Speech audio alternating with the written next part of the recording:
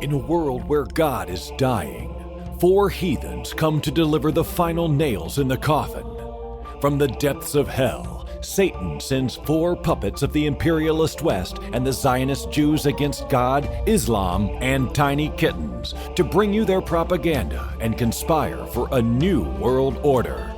This is Secular Jihadists from the Middle East.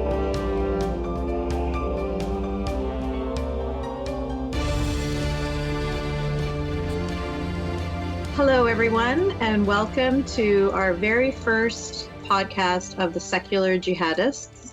My name is Yasmin Mohammed, and with me today are Faisal Al-Mutar, the leader of the Secular Caliphate, and Ali Rizvi, author of The Atheist Muslim, and Armin Navabi, who is the leader of Atheist Republic.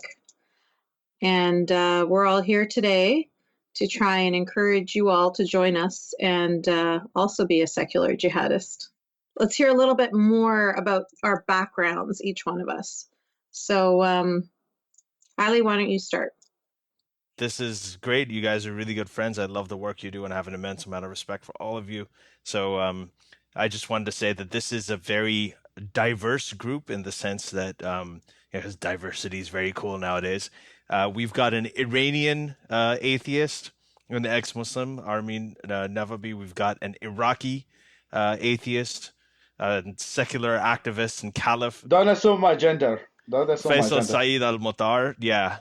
And then we have an Egyptian-Canadian woman, and that's Yasmin, and who has a very, very interesting history as well. And we're going to get into that later. And then I am the Pakistani. I'm inferior compared to all you Arabs, according to you. Armin's not Arab. No. Don't ever call an Iranian an Arab. Well, they get triggered. They get triggered. Okay, guys, can you please not make it seem like I have an issue with this? I told you most Iranians are racist against Arabs. I'm not like that, okay? So what's really interesting is that the supreme leader in Iran has to be what they call a Sayyid. And a Sayyid is someone who is supposed to be a descendant of the Prophet Muhammad, which means that he has to be an Arab. So even though they're not Arabs themselves, their supreme leader actually has to be an Arab by definition, by ancestry, which is really fascinating. Anyway, so before we get diverted, let's just move on. So my name is Ali Rizvi. I am just a regular guy. I've got a book out there called The Atheist Muslim, A Journey from Religion to Reason. It's part memoir, and it basically the running theme is talking about Islamic ideology and how that what it has in common with Muslim identity and how it differs from Muslim identity and how Muslim identity is becoming a whole different thing now. So it's it's something that's interesting to me, obviously, because that's why I wrote a book about it. But I guess I'll pass it on to Armin. Armin, you want to talk about yourself? We don't. It's not fun talking about yourself. No, it's not. It's so awkward. Yeah. That's why I like when people ask specific questions rather than like, okay, can you talk about yourself? I have a specific question. Okay. I like talking about my exes, though. Okay. So you already have the Islamists after you. Do you really want your exes after you as well? So it's not just, and I wanted to, like, Faisal Al-Mutar isn't just Faisal Al-Baghdadi. He's Faisal Al-Swag Daddy. That's what we call him. Or Faisal Mac Daddy. I mean, there's a whole bunch of things that you can do. And you can go in a whole bunch of different directions. They all apply. They all apply, yeah. What's the specific question? Yes. Help me out here. My specific question to you is, Armin, could you tell us about your experience growing up as a Muslim child in Iran, and what was it that made you decide to leave Islam? Right. So I was born in a very liberal family. So both my parents were Muslim just by name. They didn't do anything that is considered Islamic. They didn't pray, they didn't fast, but they still considered themselves Muslims. So when I became religious, it was mostly because of my school, not because of my parents. I got introduced to, Islamic idea through my religious classes. Even in school, I was in a more liberal school, so most of my classmates never became very religious. But I took Islam very seriously. I took my Islamic studies very seriously. It was actually my favorite subject for a while, and I thought it was more important than all the other subjects in school. Even from a very young age, I was always concerned about the idea that how could I avoid going to hell? The concept of hell always worried me, and I couldn't understand why my parents weren't more worried about it. I always thought my greatest fear was the idea of my mom or my dad ending up in hell, especially because I saw that they weren't praying, they weren't fasting. I would go ask my religious teachers. I would tell, like, my father is a heart surgeon, and I would tell my teacher that, my father, he's a really good man, and when patients come to him and tell, like, doctor, I can't afford my surgery, he would just do surgeries on them for free because they couldn't afford it. And I was like, is he still going to go to hell if he doesn't pray? Yeah. And my teacher would be like, yep, he's going to go. If you don't get him to pray, he's going to go to hell. So when I did become religious, eventually I tried to get my parents to pray and take Islam more seriously. And that really annoyed them. Even though I could see that it's annoying them, they thought I had this religious police. They called me the Basiji in their home, and even they could see that. Tell us what Basiji means. Basij is the religious police in Iran, basically the moral police. But I didn't care that I was annoying them, because for me, I was trying to basically save them from eternal torture. But eventually, when I did become an atheist, at first they were really happy. They were like, thank God, because they thought that means that I'm going to stop annoying them. But then they got even more worried, because then I couldn't shut up about my atheism in school and in university. And I thought that I'm going to get myself in trouble. So when I said I'm going to go to Canada, I think it was around 21 years old, and they were really happy because they wanted to send me away before I get killed for my views. Even in school, I couldn't understand why most students and even some of the teachers, they were more worried about, their exams, what if they have the right clothes for this party in the weekend, or their careers, but nobody seemed to care much about hell. And for me, if everybody seemed to believe in hell, but nobody spent any time worrying about it, if there's even a slightest chance that you're going to end up in hell, for me, it seemed like it has to be the number one priority to do everything you possibly can to avoid going there. But everybody was so convinced that they're not going to, hell is real, but they're not going to end up there. So this idea, because it occupied my mind so much, and I was trying to figure out how to get out of it, I thought the only option was for me to become a full Muslim. But there was another way out of it. The way they taught this in our school, and I realized that it may be a little bit different in other teachings of Islam, but the way they taught it to us was that for boys in Islam, before age 15, and for girls before age 9, there's no sin. So it's not like Christianity when you're born with sin, when you have the original sin that is with you from the very beginning. In Islam, or else in my version of Islam, the one that I learned, you're ma'soom as a boy before age 15. And ma'soom means like sinless, pure. So your sins only started adding up after age 15. And that means if you die before age 15, the only place you could end up in is heaven. But suicide also is a sin in Islam. But suicide is not a sin if you do it before age 15. And I made sure that I checked this with my religious teacher. I told them, so if I kill myself before age 15, I'm going to end up in heaven. And the only argument they had against this was, yes, you will end up in heaven, but why would you want to do that? Because if you actually do something that you deserve heaven, if you actually become a Muslim and practicing Muslim and go to heaven, you're going to go to a higher level of heaven. You're going to get the lamest version of heaven if you just die as a child and go to heaven, right? So there's many different layers of heaven. Like the best layer of heaven is left for the martyrs, right? And that's where Muhammad is. So people are obsessed with the idea of actually being the part of the heaven that Muhammad is in. But I, as a person that died before age 15 as a child, I would get the lamest version of heaven. And but for me, that didn't really matter. For me, getting heaven wasn't the issue. For me, avoiding going to hell was the issue. So I was okay. Dude, was it like you're thinking that, okay, we could all go to hell if we don't do this, and how could people not care about this? It's like we're all going to end up there. Like, how is this not the only thing that people are concerned about? Yeah, When you're a kid, you think that way.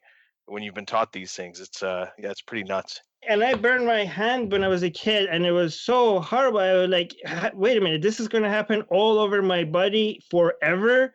Like, how is nobody, not, like, for 5 seconds, I would have done anything to make that small little burn stop.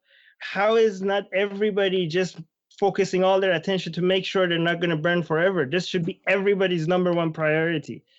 Not just for themselves, for everybody else as well. They should save themselves and try to save everybody else. They should, if Muslims actually believe in Islam, they should dedicate their entire life trying to save other people from not going to hell. Like, if you see somebody walking, in Vancouver, I used to go to church here, and there was this Christian came to me, and he said, "Oh, so you're an atheist?" Yeah, and like, don't worry, I'm a Christian, but I'm not going to try to convert you. I was like, why not? Don't you think that I'm going to go to hell if I'm not a Christian? It's like, yeah, but that's not for me to decide. Like, but you could save me, and you're just letting me go to hell? Like, why wouldn't you try? Don't you care? Like, if I see somebody that is in the road and the bus is coming and they're not seeing it, I will, if I can, I would say, like, yell or something or push them away. And these people are pretty sure that we're going to end up in hell. And they're like, oh, I'm not going to evangelize. Like, you should do nothing but evangelize if you actually think people are going to end up in hell. In my opinion. I know. Yeah. So I go on to like where that logic led you, because this is an amazing story. I mean, it's obviously, it's like kind of disturbing as well, but it's an incredible story that it's like, even for a lot of people who haven't been through this kind of experience, they would probably be able to relate to it, because that's where the logical trajectory takes you if you follow it the way it's supposed to be followed. So basically I just jumped out of my high school building. I jumped out of the window. I landed on concrete floor, and I didn't, apparently I wasn't high enough. You were 15, Armin? I was 12. I was 12. That is brave, though. Well, I mean, it wasn't brave. It's actually not exactly the opposite, because I was scared of going to hell, right? So I was I was like, why would I gamble my life? Why would I stick around? How could I be so confident that I'm going to be a good enough Muslim to end up in heaven, right? Why would I take the chance? I never decided to play this game. And the consequences of losing this game is so high that if I could just quit early and not play the game, I would just take that. And I thought everybody should. This is a loophole in the system. And I was so surprised that most people are not taking advantage of it. I just quit early, guaranteed heaven, no problem. And I wasn't depressed or anything at all. I just wanted to make sure that I don't end up in hell. I jumped. I broke my left hand, both my legs, fractured my left ankle in so many places. I fractured my back, almost got paralyzed. I was in a wheelchair for 7 months.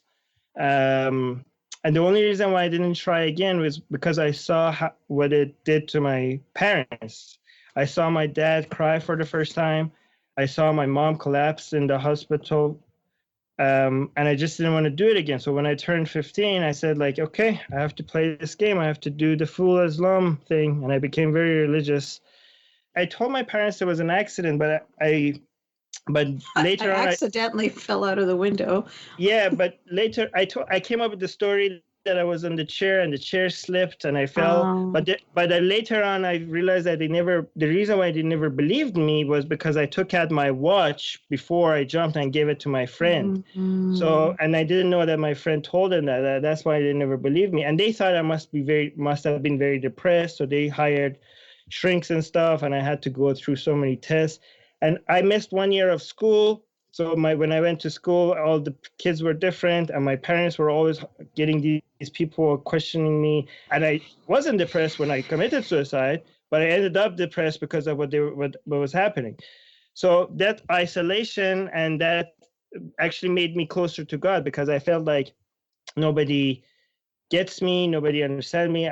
And most of my friends weren't even religious. They made fun of me for being a Basiji because I started growing a beard. My family, my own cousins were making fun of me for being religious. And basically, I had no friends, and I was basically told myself, God is the only friend I need. So that made me even closer to God. So you're, so before you're 15, because there's no way you can go to hell, so you can pretty much get away with anything. But once you're 15, you realize that, okay, now I have to play the game, because now the sins are going to start adding up, and I'm going to go to hell. Hell is super real. I mean, that's what I've been taught, so I have to do whatever I can to avoid it. So I'm just wondering, I mean, not to make light of this, but the night before your 15th birthday, is that like a bachelor party type thing? Like where you're just like, okay, this is it.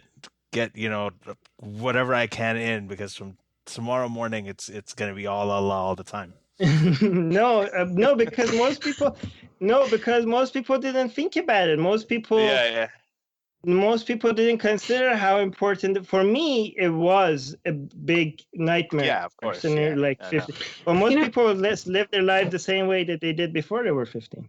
Oh, I was actually going to mention a book that I just read. It was a book that was the Letters to a Young Muslim. So it's the book that was, the review was at the same time as your New York Times review by Kareem Abdul-Jabbar.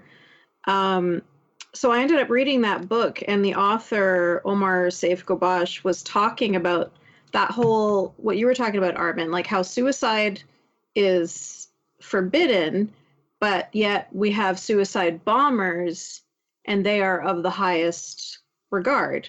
So, because they're martyrs, right? Because the thing is that actually a lot of Muslims that are against these suicide bombers, they point that out. They're like, well, that's not allowed because you can't commit suicide in Islam, right? But I think what they try to, what the Muslims that do think that these are actual murders try to get away with, because they say that in combat, if you get killed, anything you do is. That's why really the guys suicide. Before they went through the Twin Towers, they were like at a strip club and drinking and whatever. Because no matter what you do, you're off the hook. The other thing is, I'm going to actually quote, since I'm going to be the resident Quran quoter here. So I'm going to refer you guys to two verses: the Surah 2 verse 154 and Surah 3 verse 169, and both of them say that don't call those who die in the way of God dead. They're not dead. You just don't perceive that they're living. So that's pretty much verbatim what it says, and you guys can look it up. And the whole idea is that suicide is a word that we call them suicide bombers. They don't consider it suicide because they don't consider themselves dead. And it's interesting because when you look at those two eyes, like the people who die in the way of God are not dead, that puts a real dent in the casualty figures on the Israeli-Palestinian conflict, because it seems like there's pretty much no jihadists that have ever died according to the Quran, because none of them are considered dead. So actually, we memorize this verse. And do you want me to say it in Arabic? Please.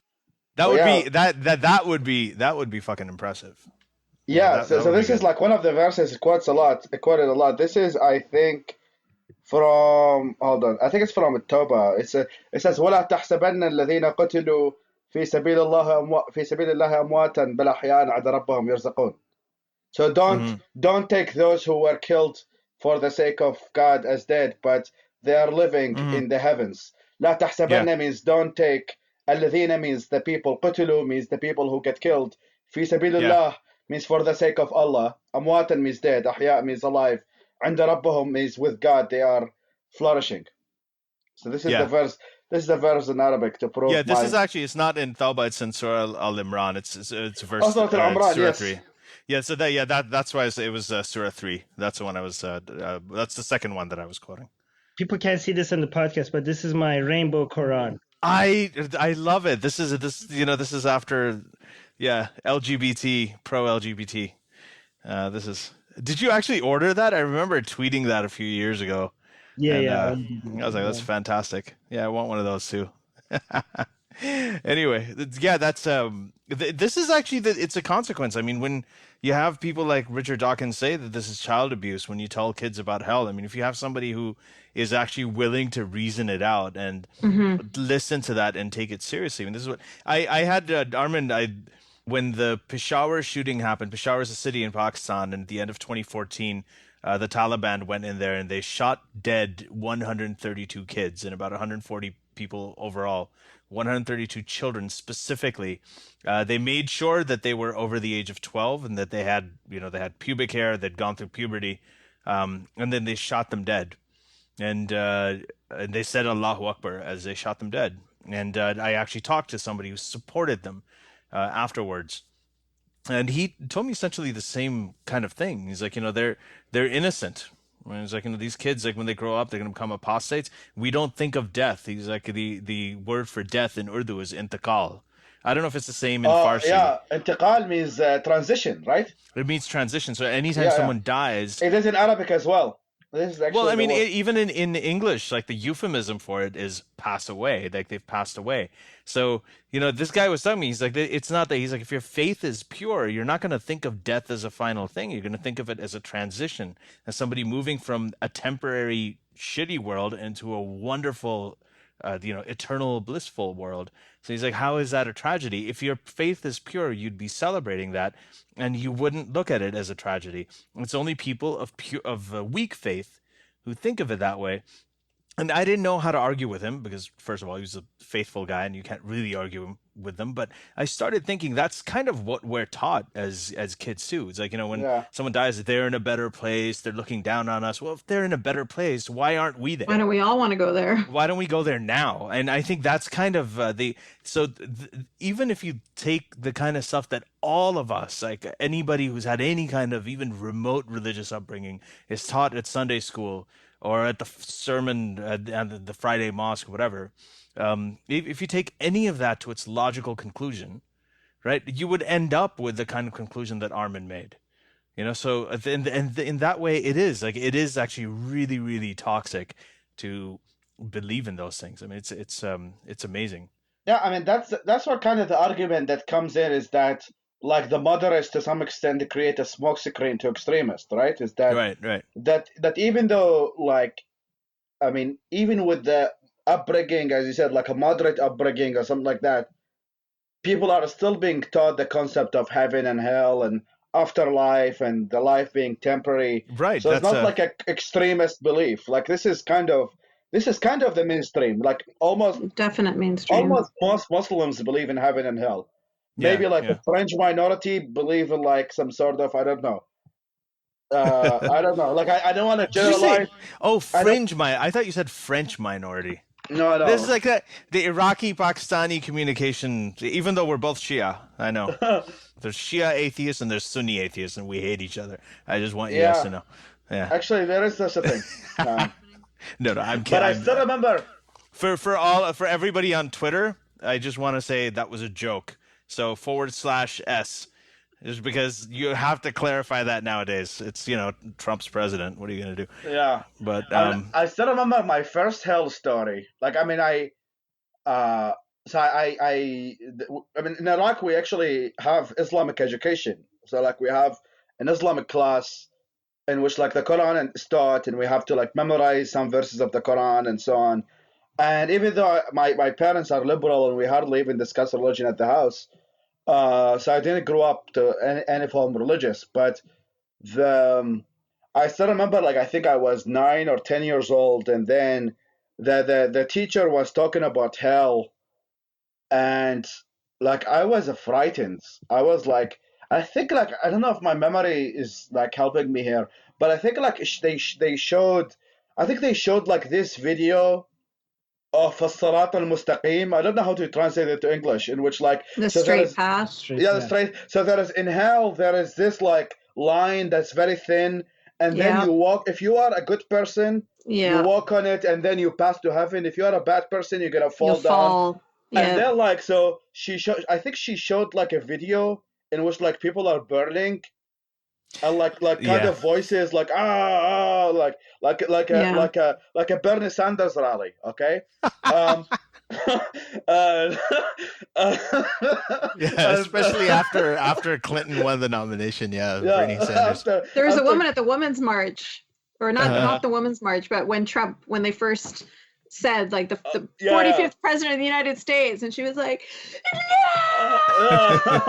so it was exactly like this. Actually, it was exactly like people like screaming and like all of that. Hell, And yeah. and I remember like at that day, I like went home and I was like crying so hard, and I was like telling my mom, I think I was like, "Oh, mom, I saw this hell, like it's so terrible." It's actually like now I think about it, like, and considering that like many people who ended up watching this and like believing this create so much damage. Like, I mean, Armin's story is one of them, but this is to some extent can be considered a form of child abuse, in my opinion. It definitely Yeah, is. it is. This It is a form of concept child abuse, clearly. it's like scaring the hell, especially like for kids, like, oh, like you're gonna burn like all your friends if you don't. But the thing is, like, it's really interesting that also reversed, as I said, like, because I was raised non-religious, so I still remember the same teacher who said about like, well, this is what hell looked like. So I used to like in love with this girl who was my neighbor. So we used to go walk to school together, and I used to also have friends who were Christians when I was growing up in Baghdad. So like he said that like I remember the teacher said something like, "Oh, thank goodness we don't have Christians in the class right now, because like under Islamic education, Christians get forgiven for not attending the Islamic studies class, so they just take the marks away from them." So when she said that, I think he or she, I forgot, but like the teacher said that, and then he said that like the women who don't cover up are going to hell. I actually get really triggered, and when I got triggered, I was like, okay, this is not like, how come like my best friends are going to hell? As kids, we were taught that women who don't cover their breasts will be tied into knots. Yeah, the shaitan will pee on our heads. Golden shower. I used to think of the imagery. I'm like, what kind of like, that's ridiculous. I used to think of those people who make those balloon animals, and like, how do you do that? I couldn't even figure it out. I'm like, how do you and it was just and I would not have had that thought. I would not have been trying to figure out the mechanics of how to tie breasts into knots if it wasn't for a religious upbringing. I think that's a form of child abuse as well. Yeah. For me, it was the punishment in the grave. That one got to me. If you don't pray, and then the snakes and the. Oh yeah. That actually scared me. That I still want to be cremated because of that. I mean, even now, like I just do not. It's completely irrational, but I still. It's great. But Faisal, so since you're talking, why don't you go into your story? Because Faisal also has a really, I mean, a lot of you know Faisal. I mean, Faisal's like a very well-known guy. You know that he lived under Saddam Hussein's Iraq. You know, he was born there, and then he was later on when the U.S. Invasion happened. He also lived under that as well. And he's been a very secular. He's been a secular activist for a very long time, since his youth. And he suffered quite a bit for it. I mean, you had, I know that your brother was killed by Al Qaeda, and I hope you can talk about that a little bit if it's okay. Sure, yeah. And if you could just tell the story about how you started the global secular humanist movement, which has over like 360,000 people now. And you were running from country to country once you were pretty much running for security reasons, and eventually you came to the U.S. as a refugee, guys. And so if it wasn't for that, Faisal wouldn't be here. So yeah, it's actually really important to emphasize the refugee part. I mean, I've hardly talked about but now with all the rhetoric for or against the refugees, I think it's So where to start? So I mean, I was born right after the first Gulf War, in 1991. So that's like after. So the war ended up around March, and I was born in January. So that's when the sanctions were just happening in Iraq. And I was born in a small city south of Baghdad called Babylon, which is actually where nobody's ever heard of that, Babylon. Yes. So the old city of Babylon is part of a province called Babylon. In Arabic, it's called Babel. So Muhafazat Babel, that's where I was born. And then my parents moved to Baghdad when I was 8 or 9 years old, because my dad got a job over there, and life in Baghdad was generally much better. Like there is more electricity and more social services and so on. So anyway, so I moved there. So that was under. So I grew up my childhood. I mean, most of it was under Saddam Hussein. Like obviously, I was very young, but I was definitely affected by it. And I mean, as I said, like my Islamic education. So because I grew up in Baghdad and I grew up in a very Sunni neighborhood. So like my Islamic education mostly came from Saddam education. So it's a mix of pan-Arab nationalism mixed up with Islamism together. Even though lucky me, I wasn't really affected hardly by it because my parents were liberal, and it was kind of so this kind of adds up to my story because I kind of lived in a bubble. So like my parents are liberal, we hardly discuss religion at the house, me growing up, and the moment I leave the house, the moment eventually the kind of like clash of civilizations happen between the bubble of my family and actually the society that I grew up in. So yeah, we used to like do every Friday. We used to say "Long live Saddam Hussein." We used to like memorize quotes by him, praise Saddam. So like we have classes in the elementary school. So when the teacher comes in, we stand up and say "Ash al-Qa'id Saddam Hussein," which is like "Long live Saddam Hussein." So like we used to do that like every morning, like praising Saddam all the time. To the way like it's kind of weird to say it, but like I memorized lots of like Saddam music. I still have like lots of on my phone. Like, actually, it was like some of them used to be my ringtone for quite a while. Like I have like most of pro Saddam songs on my phone because these are the songs that I grew up with. A lot of that music is actually really good. I remember we were listening to some of those ISIS songs. Yeah, and yeah. like melodically, they're great, and you understand why they work. Yeah, I mean, except if you ignore all the lyrics, but like the tone, Yeah. the tone is actually really good. I mean, there's lots of Hamas, like lots of how to say Hamas in Arabic, motivation, like motivational, inspirational songs. So just like, but just inspirational for suicide bombing. That's kind of the difference. I mean, they're very inspirational. They're like it creates so much energy.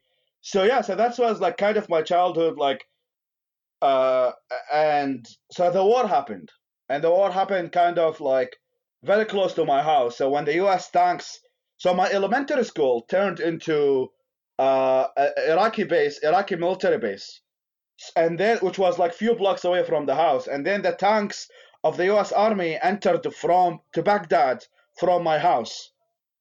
So like the war happened in front of us. Like when the U.S. Army entered Baghdad, it happened like in front of us. And that was like when most of Saddam army was still in power. So like our house was like just shaking every time like the U.S. Army fires rockets, and then there was a rocket back. So like I was like hiding as a child like in a corner of the house, like the house like was shaking. I still remember that like very strongly, like these days of the war. That was like around April 2003, and the war ended, and like our house was like filled with bullets. Like the front side of the house was like filled with bullets. The glass was mostly broken. And then we went outside the house, and then there were like lots of dead bodies, like the U.S. Army has killed. And many of them were like, that was like the first time in which I encountered like a dead body in front of me when I was a child. And there was like lots of hands cut off and heads cut off and all of this kinds of stuff. And that was just the beginning. But were those was that like a militant strike or just innocent people? Just no. So many of them were foreign fighters that came into Iraq. Many of them were like Egyptians, the Palestinians and stuff. So part of Saddam's but like idea was soldiers, like the yeah. So they were. I mean, they were militant. They were fighters that came in, like Arab fighters came in to defend the leader of the Arab world and the leader of the Muslim world, and that was Saddam.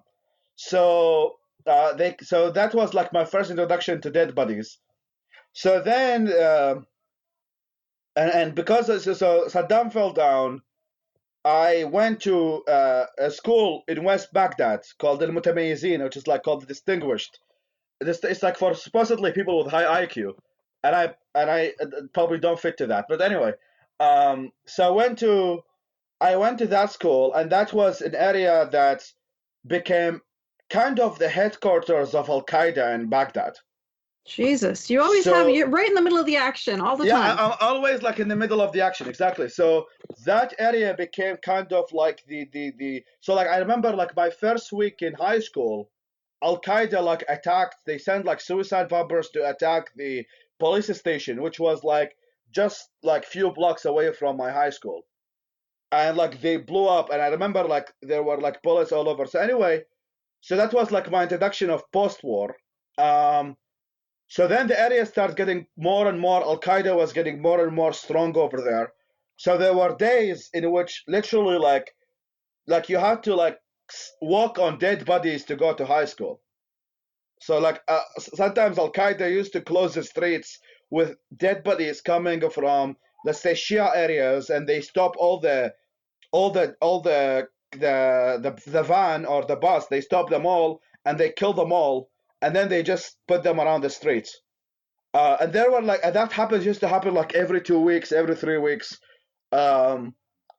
So that's what's happening. So like with all of that happening and seeing the sectarian war starting to rise up, and that was around like 2004, 2005, I started becoming like vocal about like the need for secularism and keeping, because of my liberal upbringing and the fact that I saw it's the best way to prevent the Shia uprising against the Sunnis, the Sunni uprising against the Shias. And then we had like a secular party called Al-Iraqiyya, which is led by the former Prime Minister of Iraq, Ad Alawi. And I was like trying to get people to like vote for him and whatever. So that started around 2005. And we lost the election. So eventually the Islamists took over, and then it started getting worse and worse. So with the rise of civil war, etc., my brother was going to work with him and with his friends, and then he was stopped by the checkpoints, the same checkpoints that used to put the dead bodies, Al-Qaeda. So he was stopped by them, and he disappeared afterwards. So we didn't know what happened to him. So what happened is that like months after months, my parents are trying to look what happened to my brother. Every week we hear a story, like somebody says, oh, he's alive, I saw him, he was like taken by the US Army, he is now in jail. Somebody every month we hear like a story of somebody says, and then like my mom started getting more like superstitious and going to psychics, and they tell her like, oh, if you pay us $100, we're going to tell you a story. And they tell her like, oh, your son is alive, he is like traveling somewhere, and he is like wants to come back to you, just give it a few months and he's going to come back. Fast forward to fast forward time, the area in which my brother was kidnapped was railed by Iraqi and US military. So the people who used to be the people with false checkpoints were taken by the military. So anyway, so like my parents went to the police station and they saw the people and they showed him the picture of my brother, and one of the people said, yes, I killed him. And that like after, I would say maybe it was at least a year or 2 years, and that was happening between 2007 2008. And then within also the same period, Al-Qaeda came to my cousin's. My cousin owns a small like store, like to sell like kind of groceries and they kind of basics. So Al-Qaeda came to his shop and they killed him. And he also Why? like has just because because of the sectarian violence, because he's a Shia. Because he's Shia. So this happened, and then like the rise of Al-Qaeda, and I was reported to Al-Qaeda for being liberal and stuff, and I actually get a death threat in my high school. Oh. Somebody put a bullet and a letter, like tahdeed, it's called tahdeed. Threat. Yeah, to me. So then I had to change schools. I went to another school in a safer area. Safer, quote unquote. I'm using You're the still Iraqi in term. Iraq. I'm using the Iraqi Safe terminology space. of safe. Yeah. So it's a safe space, the Iraqi way. Lower IQ So- in the school. Yeah, less Al-Qaeda influence. That is the Yeah, safer. So I did that, and I had to finish my high school. I finished high school, and I escaped to Lebanon. And I was supposed to go from Lebanon to the UK because my sister lives there. So they refused me because the visas to Iraqis are so difficult. So like they wanted to, and I didn't even want to hear the story or anything. All what they care about is whether you have. They wanted like I think £60,000 in my savings account or something like that, and they kept like refusing me one after the other. Then the situation in Lebanon started getting intense, and considering that I'm not from there, so they have like in Lebanon they have this rivalries between Hezbollah, which are the Shia, and like the Hariri, who are Sunni. So it's like a lightweight version of Iraq. It's like also Sunni Shia conflict, and considering that I'm a foreign person there, what the hell I can do? So then when I was looking for education and stuff, so I found that they offer the same kind of education, the same British education I was looking for in Malaysia. So I escaped to Malaysia to also escape the Middle East as a total, to escape like the Sunni Shia conflict and all of that garbage. And yes, Malaysia has quote unquote moderates by comparison. So then from Malaysia, I asked for asylum, and I applied for the UNHCR. Then I came here to the United States as a refugee in 2013. So I escaped Iraq in 2009, and I came to the West in 2013. And yes, my story has been a constant struggle. It's of escaping terrorism. And there is another crazy story, which is kind of, so I came into the United States, I came in around March. I think either like 2 weeks or 3 weeks afterwards, the Boston attack happened, the Boston bombing. Yeah. And I was like, what the hell, man? I like, remember I met you, I think, for the first time. In September, yeah. Yeah, we met on the first, but I think that we had actually talked online even before that. And you'd been talking to Alishba, my wife, for even when you were in Iraq, so you've known her for many, many years now. Yeah, I know Alishba a long time ago, yeah. Right, she's also a secular activist, and then because she told me she used to talk to you when you were like a kid, and you used to be used to correspond with Christopher Hitchens as well, right? Yeah, so like there was a part of so I started like working with journalists to do translation and stuff, and Hitchens was one of the people who I consider like kind of became my influence. Yeah. And yeah, that was a 2007. So my Hitchens thing was, so Hitchens was a correspondent for I think Slate magazine and Vanity Fair, and he was like for one of the, I don't know, I think people probably know this by now, but he was one of the biggest proponents of the Iraq War, and he supported the Iraq War. So I used to come to Iraq a lot, and it was just, and I was like a fangirl, and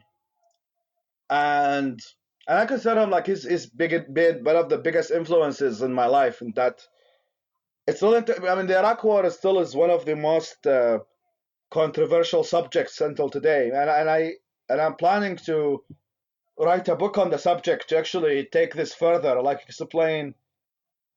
I mean, I lived the war pretty much all of it. I mean, until around the U.S. withdrawal. I mean, when Obama came to office, is that is because Obama withdrew all the forces from Iraq, and quote unquote he screwed the whole situation, because Al Qaeda was going to be defeated within a few months as the awakening forces. I can expand on that in the next episode and stuff if people are interested. But I mean, Al Qaeda, there was a movement in Iraq to fight against Al Qaeda called the Awakening Forces, and then like when the U.S. withdrew, so that kind of screwed the whole situation. So yeah, like Hitchens was a proponent of the war, and that was kind of my relationship with him. And yeah, and here I am. Well, we're glad you're here. We're glad you're here. It's a good thing that you got here. I think I'm glad I'm here too. Yeah, I know. I would hope so. So yeah, let's switch over to Yaz. I think that Yaz, I mean, a lot of people out there know about Atheist Republic, and a lot of people know about the global secular humanist movement. And Faisal, I mean, he's definitely out there with all of his 9/11 jokes and everything like that. I rate this podcast 9/11. Only numerical jokes, not about the. He wouldn't dare to dream to mock the actual incident. But Yaz is. I think that I probably got to know you very, very recently, and yeah, I guess can you Lucky us. I said lucky us. We got to know Yasmin. Yeah, no, and I'm very, very happy to get to know you because I didn't really I hadn't really come across you or communicated with you until I think a little earlier this year. So yeah, actually, I just started my activism, I guess, like my online persona of Confessions of an Ex-Muslim. I just started that this summer. Yeah, and I think that one of the interesting things about you, apart from like being different from us in the sense that, well, first of all, you're a woman, you're also you grew up, you were born and raised in Canada, but you were also unlike us, even though we're all, the rest of the three of us are immigrants, we came from other countries. We still had sort of very liberal, progressive / secular parents and families. Mm-hmm. But you grew up in a very, very conservative household, like wearing the niqab and all of that. And that was in Vancouver, right? That's right. Yeah. I didn't actually realize it was that conservative because everybody around me was that conservative. So it was just, I thought that was Islam. There was like Muslims and non-Muslims, and all the Muslims I knew were as hardcore as us. What did you think about Muslims, like the ones in our families, the sort of liberal types? Or I didn't actually meet any liberal Muslims. Like, it's weird, like when Faisal was saying, like, oh, we never talked about Islam in the house. I'm just like, what? That's like all we ever talked about. Like, it's yeah. Because Shias are not real Muslims. So. Of course, yeah. So can you go into? Oh yeah, and you're also from a Sunni background. The rest of us are from a Shia background. But can you like start from the beginning and just let the audience know what your history is and how you came about, and especially like with your marriage. I think that's like one of the really interesting things a lot of people haven't heard about. They don't really know about that experience. And I think that really brings to light some of the things that that ex-Muslims have gone through, some of the experiences that they're coming from, and I think a lot of people will relate to it as well. Mm-hmm. Well, I was about 19 years old, and my mom was getting sick and tired of me because I was turning into a spinster, was refusing to marry any of these people she was bringing forward, and was insisting on going to college. And she was like, what's the point? Like, why are you bothering to go to school? It's not like you're ever going to work anywhere. Like, what, no daughter of mine, like how embarrassing. And she was horrified that I was even bothering to go and get an education. So we were constantly, we were fighting all the time. She was unhappy with who I was becoming. So she basically, I was pressured into marrying somebody that was her choice. And I go into details in my book, but basically I had no choice in the matter. I had to marry this guy that she had chosen for me. And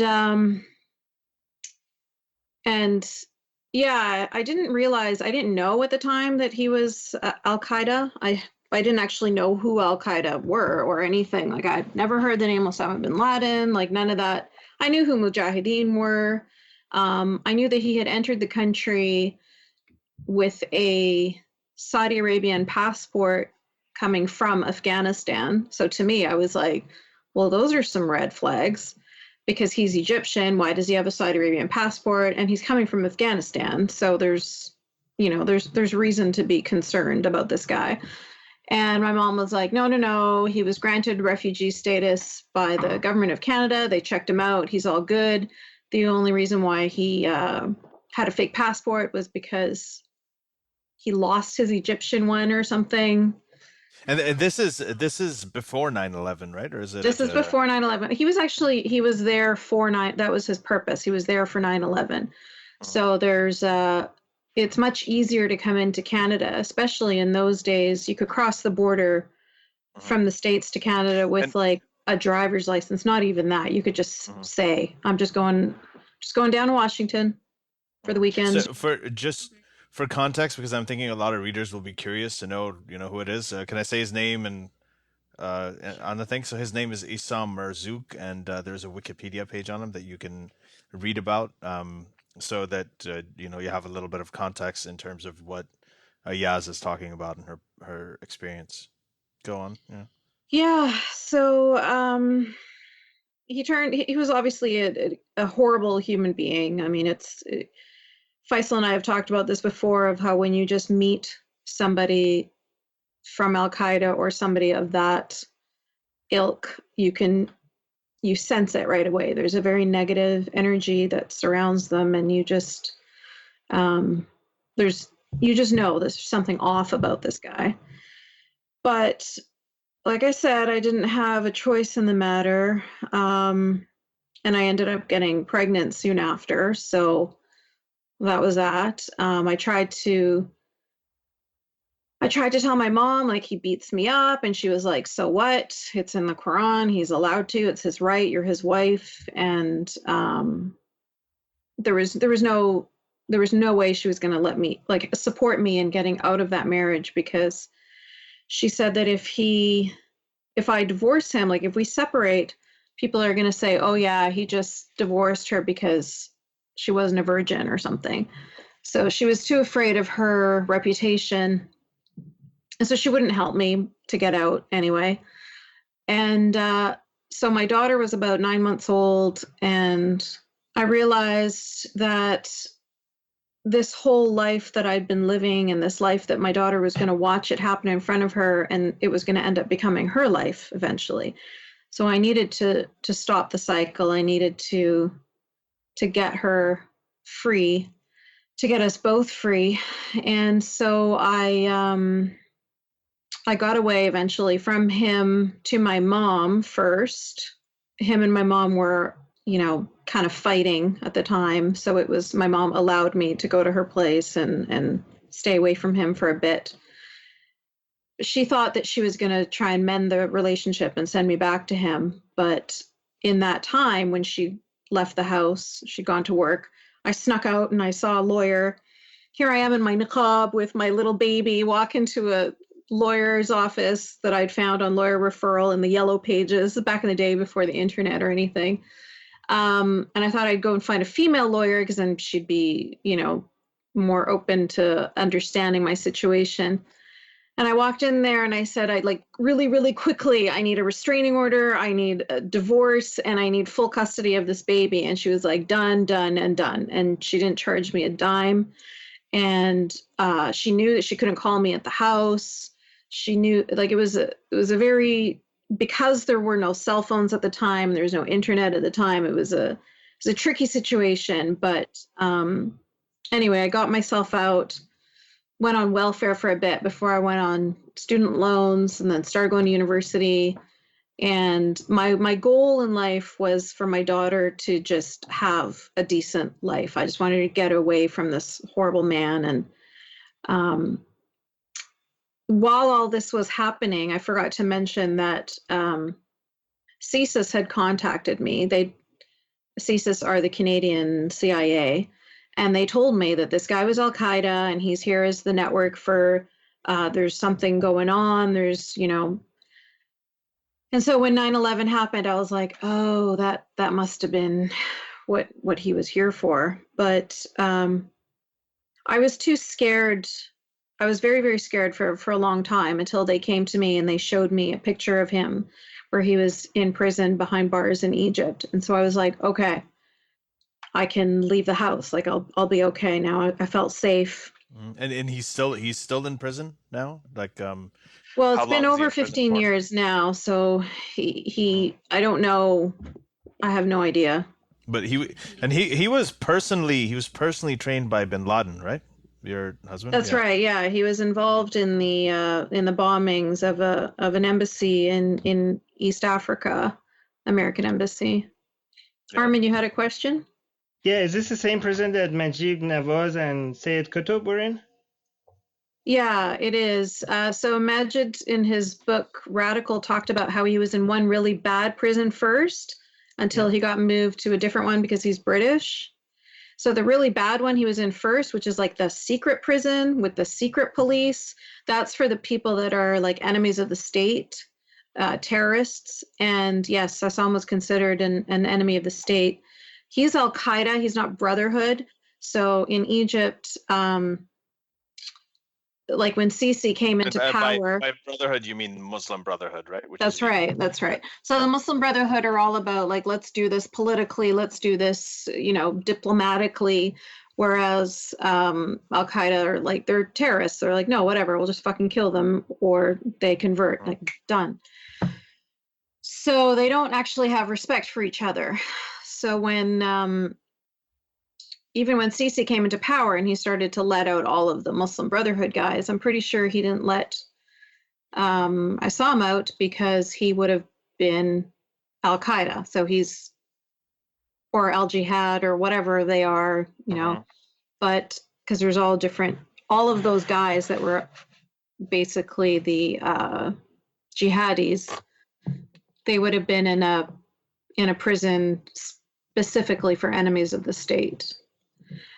So yeah, it's a pretty horrible place, having read Majid's book. So I don't know if he would have survived the 15 years. I don't know, but I'd like to know. I'd love to know that he's not anything to worry about. But so you came from that background, and now you're essentially an atheist. I mean, you've left the religion. Yeah. You're not part of it, But you say that that's not because necessarily of your experiences and necessarily an emotional reaction to it, but it's really more about science and reason and logic and rationality, and that's what brought you to it? Yeah, 100%. So I was, when I started going to university, I just took an elective, history of religions. I thought, okay, well, let's take this course. And this is years after I'd left Assam and was out on my own, and I still had a relationship with my mom. I was still Muslim, but she just wasn't happy with me because I was living by myself, and only whores live by themselves, right? You go from your father's house to your husband's house. That's what a good girl does. So here I am living by myself with my daughter. So my mom is like horrified and disgusted by me, but we still have a relationship. She still babysits my daughter when I need her to. And it wasn't until I took this history of religions course at university that I started to realize that all of these things that I was taught about Islam, like the Quran was supposed to be like this divine book, and there's nothing like it on the planet. It's the most amazing thing, and it's straight from Allah and all this stuff. And then I realized that it's actually just all plagiarized. It's all these stories have just been recycled over and over again. And so it took all of that aura of amazingness away from it. It just turned out to just be this bunch of lies in a book. So that was when it all started unraveling for me. I was very, very happy to learn that it was all lies, because that meant that I didn't have to hate myself so much anymore, because I always had so much trouble fitting in with what I was supposed to do, right? Being born and raised in Canada, you have a lot of non-Muslim friends that you love dearly, and then you're told that they are horrible people and they're going to be the fuel for hellfire, and you're not allowed to take them as friends, and you can't trust them, and Muslim or non-Muslims we're at war with them, and they're all out to get us and all that stuff. But none of that fit with what my real world was like at the same time. And so I was always conflicted, and I was never really comfortable with having to think and believe and act the way I was told to, because I just didn't feel like comfortable with that. But I forced myself to. I still did it because I was scared of burning in hell. I have a question, actually. Mm-hmm.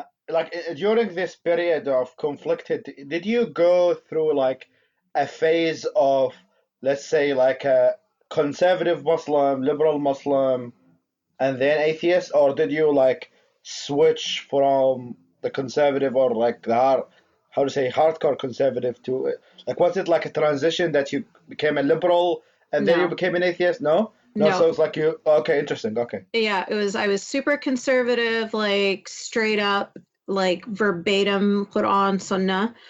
And then once I realized I'm logical. I'm like Armin, the way Armin describes it of like, well, if I die before the age of 15, then I will go to heaven. Like I was very much like that too. So, which is weird because how can you be Muslim and logical at the same time?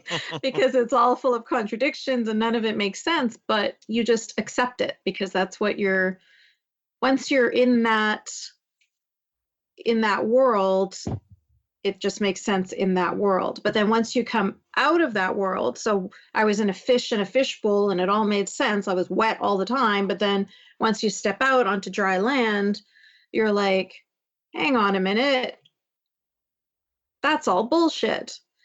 And so I had to see it all in that university classroom for what it was.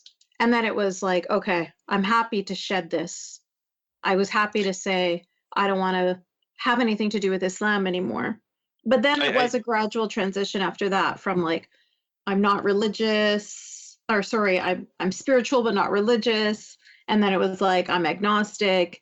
And then it wasn't till years later that I actually took on the term atheist, the identity. Did you read Deepak Chopra? I did. No, I never got that bad. I did watch a lot of Oprah though. Oprah, Chopra, I have like just a comment. Like your story kind of reminds me of another Egyptian. I don't know if you're familiar with Ahmed Harqan. Yes.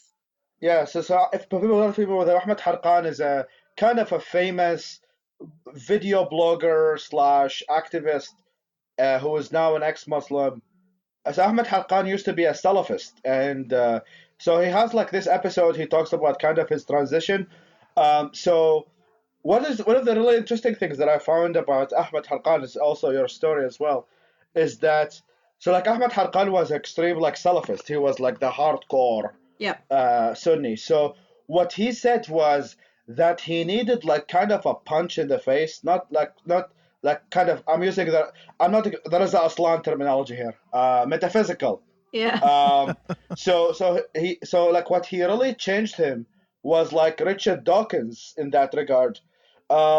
He said that like I need somebody who like tells me like religion is all bullshit. Yeah. He said like all these like cute Muslims or like kind of the soft atheists, quote unquote, didn't work with him. Like he needed like kind of like you have wasted your life, like that kind of approach. Like you have lived your life in complete delusion, and now you need like atheism is the way, which is kind of really interesting because here in the West, I don't know if that's a right observation because I haven't lived here so long, but like that approach kind of triggers Muslims. I actually. Oh, sorry. Go ahead. I was going to say, I think it's because as Salafis, we are hardcore, and we have zero respect for liberal Muslims, right? Like, so if you're like a Muslim by name, Salafis, they have no respect for you, right? Like, so if you try and convince a Salafi person to sort of do like a Muslim light, like a diet Muslim, sort of liberal, moderate Muslim, they're going to be like, yeah, whatever. Those people are nothing. This is like, I think one of the things that we're probably going to get into in a future episode, and actually Armin and Majid, Armin and Majid and I all spoke at the non-conference last year in Niagara Falls, and we had a really interesting panel discussion. Again, this is Majid Nawaz and Armin and myself. And it's particularly between Armin and Majid about reform versus like using the reform approach versus actually just apostatizing outright, which is what you guys are talking about. And I think that'll be something that's really interesting that we should get into. I was just going to add that to continue that though, if you're a liberal Muslim, then the reform thing could work for you. Because you're already there. Then you're kind of preaching to the converted in a way, right? Like, I mean, you're kind of moving them. You're not moving them too far. I think one of the things Majid wants to do is, and one of the places where Majid's approach I think does work is younger people who haven't really picked up on it and who are still sort of like getting their bearings, for them, it may possibly work too. But it's a good discussion to have. No, it doesn't work. It doesn't work because as I said, Armin was the other side of that debate.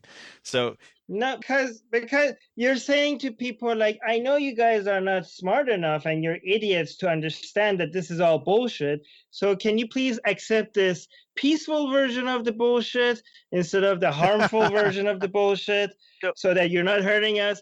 You're not giving people credit for, instead of trying to sell people a peaceful bullshit, just try to teach them how to recognize logical fallacies. So because if you're being offensive. I'm getting radicalized here. Yeah, Armin, you're not being fair. Like some Nazis, they just like the swastika. They like the traditional hand gestures. These are it's part of your culture, and it doesn't necessarily mean it's something bad. This will be interesting. I wanted to add one thing to what Faisal said about people here. Their approach, how it's more conciliatory, whereas you said Ahmed Harkan, he just wanted the straight up, and this is the same experience that my wife had too. Alishba, she went through that whole spiritual but not religious phase until one guy was talking to her about something, one of her close friends, and she he just told her, he's like, well, that's just one of the arguments she made when she said that. I can't remember the exact details, but he just said, well, that's just stupid. And that's what turned her. So now, whenever sometimes, she'll say to people in an argument, it's like, that's just a stupid argument. And people will be like, that's a really, really harsh approach. And that's not the approach I use.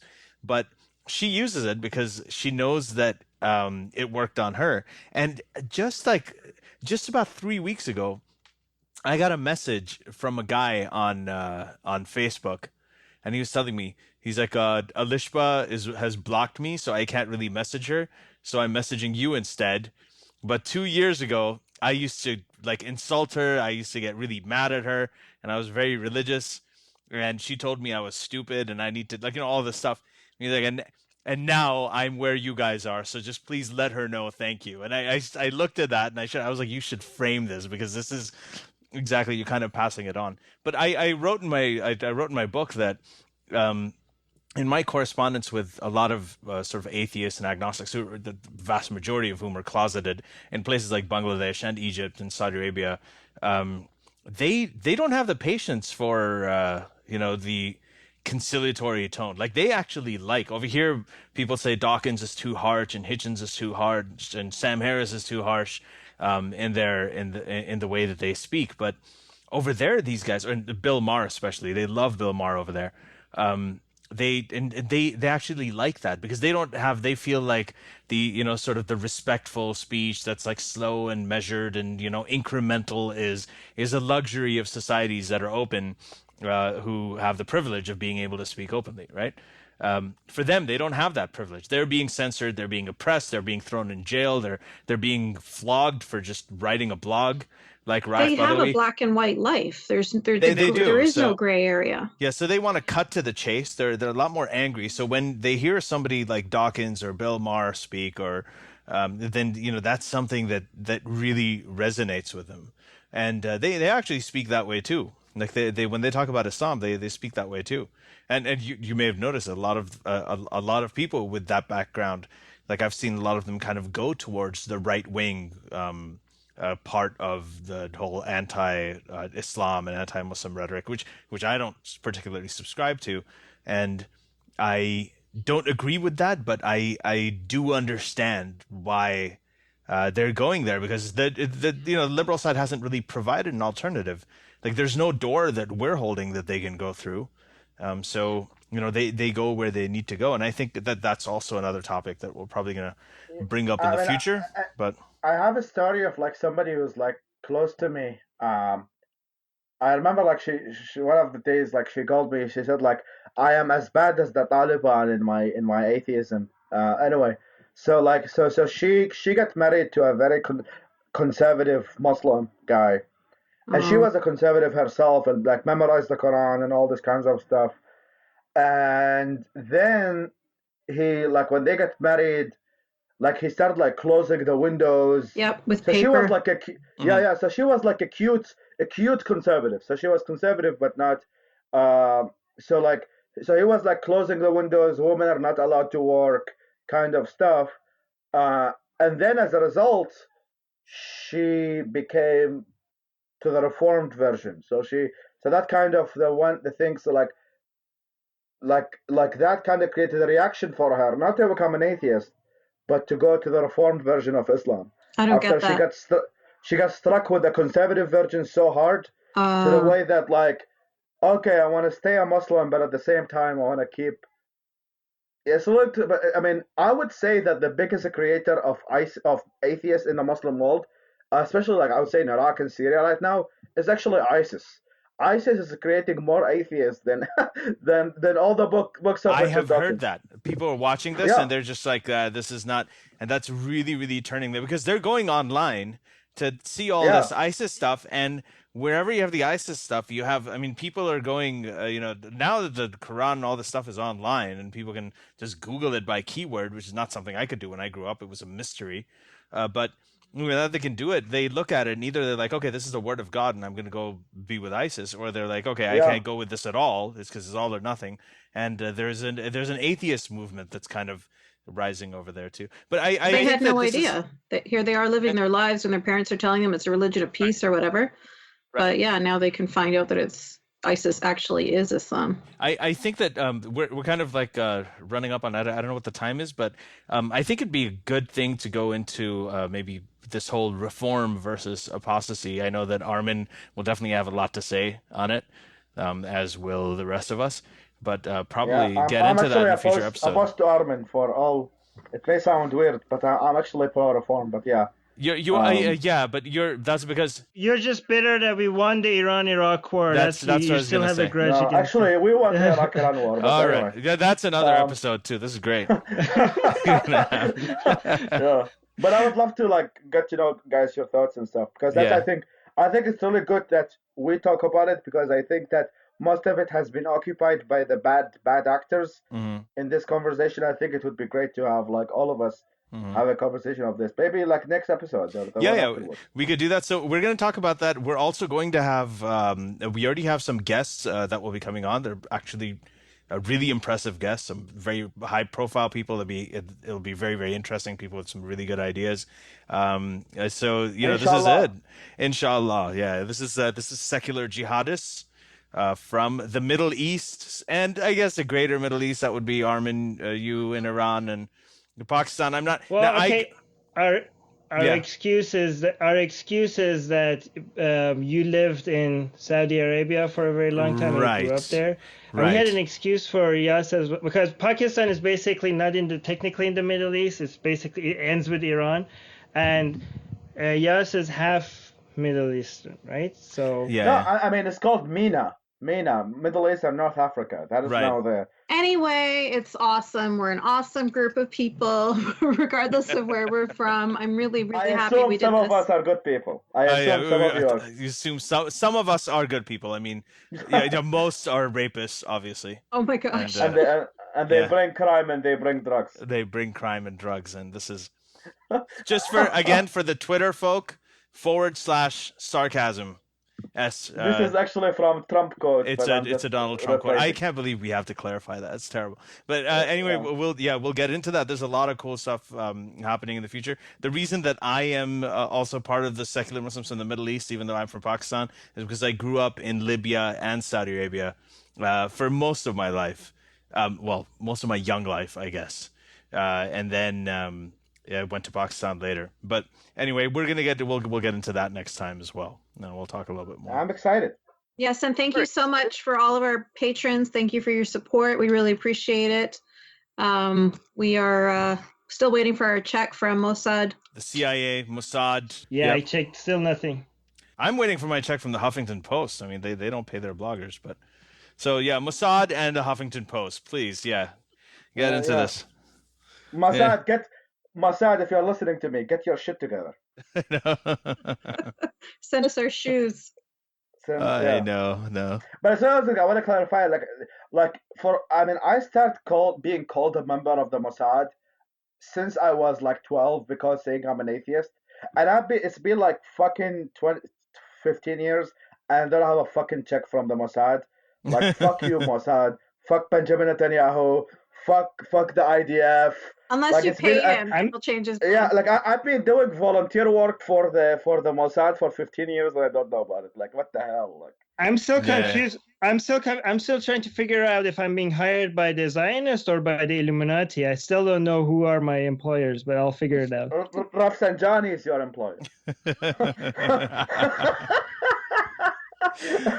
No. R.I.P. By the way. I get called a Hindu supporter too. Like, oh, the Hindus are paying you to say bad things about Islam. I'm like, okay, sure, why not? Hindus? Yep. Hindus? People from India get angry. The Kama Sutra sounds a lot like jihadist heaven. I gotta say, that's the only thing I'll talk about. Oh no, I read that is so impractical. People make it seem like it's great. It's not. It's not. Some of it is good. If you try to follow that, you're gonna get permanent injuries. Trust me. So the next 5 episodes are gonna be on this topic. So Armin has teased it, and now the next 5. That's exactly what Secular Jihadists of the Middle East is going to be dedicated to. Our priority is going to be talking about the practicality of the Kama Sutra. If it's possible to create a middle ground between the Kama Sutra and the extremists. Yeah. We'll create a reform version of the Kama Sutra. Reform Kama Sutra. Oh my God. Yeah, this is gonna be so much to talk about. That's fantastic. Yeah. Anyway, guys, so good talking to you again. Good hanging out with you again. This is really fun that I'll get to hang out with you all the time. So we'll be coming at you. How often are we coming? We're doing this like every couple of weeks, or? That's right, every 2 weeks. Every 2 weeks. Okay. So bi-monthly, like bisexual. So that way we can means we are LGBTQ friendly. Okay, there you go. Yeah, we are LGBTQ friendly. Yeah, guys, just click on stop recording, right? Mm-hmm. Don't tell me what to do.